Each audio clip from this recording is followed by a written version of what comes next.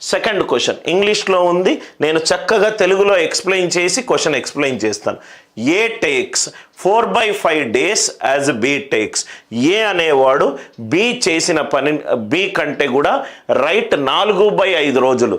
అంటే ఏ కనుక ఏ and B ఇద్దరు పనిచేస్తున్నారు, బి గనక 5 రోజులు పనిచేస్తే, బి గనక 5 రోజులు పనిచేస్తే ఏ బి పనిచేసిన రోజులకు 4/5 days పనిచేస్తాడు. 4/5 ఆఫ్ 5 ఎంత? 4 days. ఇది ఫస్ట్ స్టేట్మెంట్కి మ్యాథమెటికల్ ఎక్స్ప్రెషన్. ఏ అనేవాడు బి చేసిన పని యొక్క రోజుల్లో 4/5 వంతు చేస్తాడు. 4/5 వంతు చేస్తాడు. అంటే బి అనేవాడు 5 రోజులు పనిచేస్తే ఏ అనేవాడు 4/5 ఆఫ్ 5 4 రోజులు పనిచేస్తాడు. 4 రోజులు పనిచేస్తాడు. 4 రోజులు పనిచేస్తాడు. టైమ్ అండ్ వర్క్లో థంబ్ రూల్స్ సార్. మీరు ఏ టైమ్ అండ్ వర్క్ ప్రాబ్లమ్స్ చేసినా, మీరు ఏ టైమ్ అండ్ వర్క్, కాలము అండ్ పని ఏ ప్రాబ్లమ్స్ చేసినా, ఏ ప్రాబ్లం చేసినా క్వశ్చన్లో కనుక రోజులు ఇస్తే దాన్ని ఎఫిషియన్సీగా మార్చుకోండి. దాన్ని ఎఫిషియన్సీగా మార్చుకోండి. రైట్? ఎన్ని రోజులు పనిచేశాడు, రోజుకు ఎంత పని చేశాడు. మళ్ళీ రిపీట్ చేస్తున్నాను, ఎన్ని రోజులు పనిచేశాడు అనేది రోజుకు ఎంత పనిచేశాడుగా మార్చుకోండి. రోజుకు ఎంత పనిచేశాడుగా మార్చుకోండి. ఎఫిషియన్సీ అంటే యూనిట్స్ పర్ డే. ఏదైతే డేస్ రోజులు గనక క్వశ్చన్లో ఇస్తే యూనిట్స్ పర్ డేగా మార్చుకోండి. చాలా వరకు క్వశ్చన్లను మనము టైమ్ అండ్ వర్క్ చాలా ఈజీగా పెన్ను పెట్టకుండా సాల్వ్ చేయొచ్చు. రైట్? డేస్. సపోజ్గా నేను ఒక ప్రాబ్లమ్ని 10 నిమిషాల్లో సాల్వ్ చేస్తున్నాను, నా ఫ్రెండ్ ఏమో ఆ ప్రాబ్లమ్ని 5 నిమిషాల్లో సాల్వ్ చేస్తున్నాడు. వాడు 5 నిమిషాల్లో సాల్వ్ చేసే ప్రాబ్లమ్ని నువ్వు 10 నిమిషాల్లో సాల్వ్ చేస్తున్నారు. అంటే నీ ఫ్రెండ్ నీకంటే ఎఫిషియంట్. ఎక్కువసేపు గనక నువ్వు తీసుకుంటే యు ఆర్ లెస్ ఎఫిషియంట్. అంటే డేస్ అండ్ ఎఫిషియన్సీ అనేది విలోమంలో ఉంటుంది. విలోమంలో ఉంటుంది. నేను ఒక పనిని ఎక్కువ రోజులు అదే పని చేయడానికి తీసుకుంటున్నా అంటే నేను తక్కువ ఎఫిషియంట్. ఎఫిషియంట్ అంటే నా ముందు 5 బాళ్ళు ఉంది, 5 బాల్లో నేను ఒక 15 రన్లు కొట్టాను, నా ఫ్రెండ్ ఏమో 5 బాల్లో 8 రన్లు కొట్టాడు. Who is the efficient batsmen? I am the efficient batsmen. రోజులు పెరిగే కొద్దీ రైట్ నా యొక్క ఎఫిషియన్సీ తగ్గుతుంది. ఎఫిషియన్సీ నాది ఎక్కువ ఉందంటే అదే పనిని నేను తక్కువ రోజులో చేస్తాను. టైమ్ అండ్ వర్క్లో ఏ క్వశ్చన్ అయినా డేస్ని ఎఫిషియన్సీగా మార్చుకుంటే చాలు. ఏ 4 రోజుల్లో పనిచేస్తాడు, బి 5 రోజుల్లో పనిచేస్తాడు. నాకు డేస్ ఇచ్చాడు కాబట్టి నేను ఎఫిషియన్సీగా మార్చుకుంటాను. రైట్? ఇది 4:5 రేషియో. ఎఫిషియన్సీ ఏ డే రేషియోలో ఉంటుంది? 5:4లో ఉంటుంది. ఎందుకు సార్? డేస్ అండ్ ఎఫిషియన్సీ అనేది విలోమములో ఉంటుంది. A:B రోజుల్లో 4:5 ఉంటే ఎఫిషియన్సీ 5:4 ఉంటుంది. రైట్? అంటే వీడు 5 యూనిట్లు పర్ డే చేస్తే వీడు 4 యూనిట్లు పర్ డే చేస్తాడు. అంటే ఒక రోజు గడిచిపోయింది. ఒక రోజు గడిచిపోతే ఏ ఏమో 5 యూనిట్లు, బి ఏమో 4 యూనిట్లు, మొత్తం 9 యూనిట్ల పని అయిపోయింది ఒక రోజులో. కానీ నాకు మొత్తం ఎన్ని రోజులు పనిచేయాలన్నాడు? 20/3 రోజులు పనిచేయాలన్నాడు. ఒక రోజుకి ఇద్దరు కలిస్తే 9 యూనిట్ల పని అయిపోతుంది. కానీ నాకు వాళ్ళు మొత్తం ఎన్ని రోజులు పనిచేయాలి? 20/3 రోజులు పనిచేయాలి. అంటే 20/3 × 9 ఎన్ని యూనిట్ల పని చేయాలి? 60 యూనిట్ల పని చేయాలి. 60 యూనిట్ల పని చేయాలి. క్వశ్చన్ ఏమన్నాడు? ఎఫిషియన్సీ ఆఫ్ బి అడిగాడు. ఎఫిషియన్సీ ఆఫ్ బి ఎంత?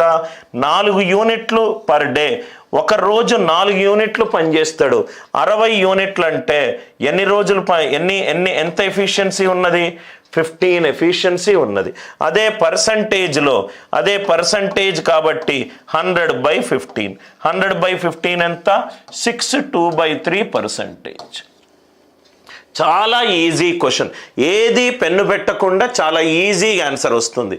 ఏ అనేవాడు బి చేసిన పని రోజుల్లో 4/5 వంతు చేస్తాడు. అంటే బి 5 రోజుల్లో పని చేస్తే ఏ అనేవాడు 4/5 × 5 4 రోజుల్లోనే పనిచేస్తాడు. ఏ 4 రోజుల్లో పనిచేస్తే బి 5 రోజుల్లో పనిచేస్తాడు. Days and efficiency, right? ఈ ఎఫిషియన్సీ అంటే యూనిట్స్ పర్ డే, అది విలోమంలో ఉంటుంది. ఎందుకు సార్ విలోమంలో ఉంటుంది? పని ఎక్కువ రోజులు తీసుకున్నానంటే నేను లెస్ ఎఫిషియంట్. ఇది 4:5, కాబట్టి నాకు ఆన్సర్ ఏమొస్తుంది? 5:4. ఇది 5:4. ఒక రోజులో ఏ 5 యూనిట్లు పనిచేస్తే బి 4 యూనిట్లు పనిచేస్తాడు. అంటే ఒక రోజు గడిచిన తర్వాత ఇద్దరూ కలిసి 9 యూనిట్ల పనిచేస్తారు. కానీ నాకు మొత్తం ఎన్ని రోజులు పనిచేయాలి? 20/3 రోజులు పనిచేయాలి. 20/3 × 9 అంటే మొత్తం 60 యూనిట్ల పని కావాలి. 60 యూనిట్ల పని కావాలి. 4 యూనిట్స్ బై 60.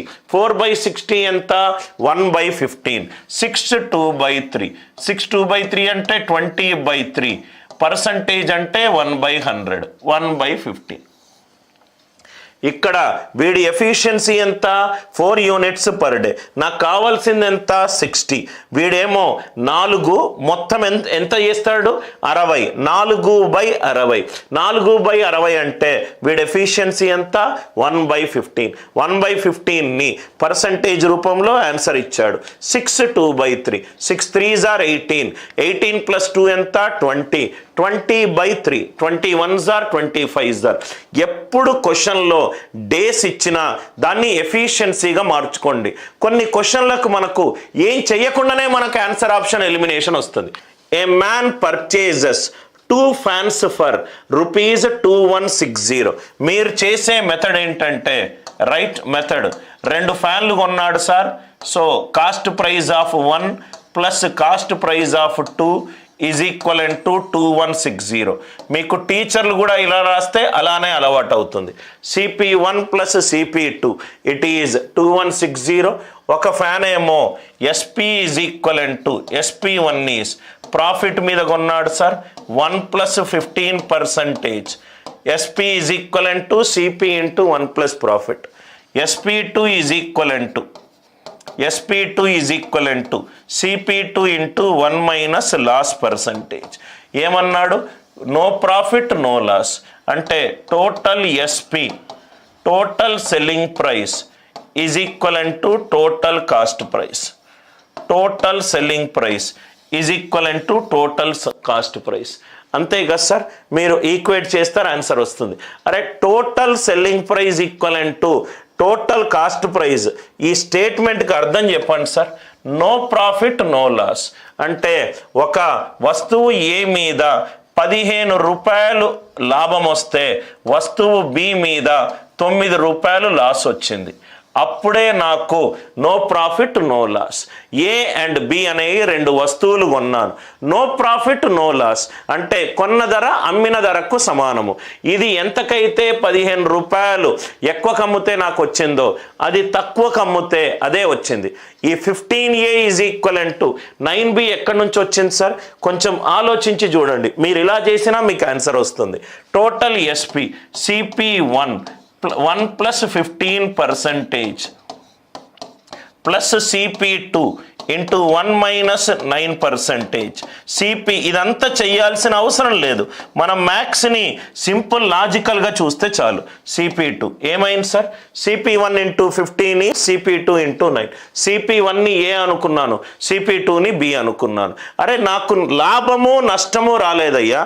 దీని మీద నాకు ₹15 ఎక్కువ వస్తే దాని మీద నాకు ₹9 నష్టం వచ్చింది. సో కాబట్టి మొత్తము నో ప్రాఫిట్ నో లాస్కి వచ్చింది. ఇది చూడంగానే A/B ఏమైంది? 9/15. 9/15 అంటే 3/5. ఫస్ట్ వాల్యూ సెకండ్ వాల్యూ కంటే తక్కువ ఉండాలి.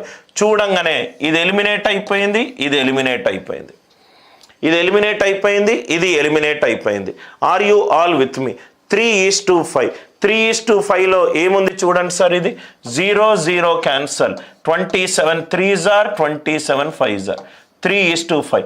అరే నాకు ఇక్కడ 710లో 71 అనే ప్రధాన సంఖ్య కనబడుతుంది. 145 71 తోటి డివైడ్ కాదు, 3:2 వచ్చే ఛాన్సే లేదు. నేను ఒక వస్తువుని నో ప్రాఫిట్ నో లాస్లో కొన్నాను. అంటే మీకు ఒక చిన్న ఎగ్జాంపుల్గా చెప్పాలంటే, దీన్ని మ్యాక్స్, ఇప్పుడు నేను ఈ 2 పెన్లు తీసుకున్నాను, దీని మీద నాకు 15 రూపాయలు ప్రాఫిట్ వచ్చింది, దీని మీద నాకు 9 రూపాయలు లాస్ వచ్చింది, రైట్. ఈ 2 కలిపితే కొంత కొన్నాను, దీని మీద ప్రాఫిట్ వచ్చింది, దీని మీద లాస్ వచ్చింది, మొత్తం కూడితే నాకు నో ప్రాఫిట్ నో లాస్ వచ్చింది. దీని మీద వచ్చిన ప్రాఫిట్ దీని మీద వచ్చిన లాస్ తోటి సమానము. 15A = 9B. సార్ ఇక్కడ A అండ్ B ఏంటి సార్? ఏ అనేది మొదటి వస్తువు యొక్క కాస్ట్ ప్రైస్, బి అనేది ఏంటి? రెండో వస్తువు యొక్క కాస్ట్ ప్రైస్. ఇదంతా మీరు సోది చెయ్యొద్దు సార్. ఇదంతా మీరు సోది చేసి టైం వేస్ట్ చేసుకోకూడదు. I hope the idea it is very much clear to you. మొదటి వస్తువు మీద వచ్చిన 15 రూపాయలు ప్రాఫిట్, రెండవ వస్తువు మీద వచ్చిన 9 రూపాయల లాస్కి సమానమైనప్పుడే నాకు నో ప్రాఫిట్ నో లాస్ వస్తుంది. అందరికీ ఈ లాజిక్ అర్థమవుతే ఎస్ అని చెప్పి రిప్లై చేయండి. మనము మ్యాథ్స్ని కానీ రీజనింగ్ని కానీ చాలా తెలివితోటి సాల్వ్ చేస్తాం సార్. మొదటి వస్తువు 3, రెండో వస్తువు 5. మొదటి వస్తువు యొక్క వాల్యూ రెండో వస్తువు వాల్యూ కంటే తక్కువ. ఇక్కడేమో మొదటి వస్తువు ఎక్కువ ఉంది, ఇది తీసేశాను. ఫస్ట్ మొదటి వస్తువులో 710, రైట్, 710. ఇదేమో 3 మల్టిపుల్ అని నాకు కనబడుతుంది. 710 3 మల్టిపుల్ కాదు, కాబట్టి ఏ తీసేశాను. ఆన్సర్ ఎంత? 8, 10 and 14, 50. ఐడియా ఏంటంటే, ఒక original previous year exam course చూసుకోవడము, మీరు సాల్వ్ చేసే పద్ధతి plus Anil Nair's way of solving.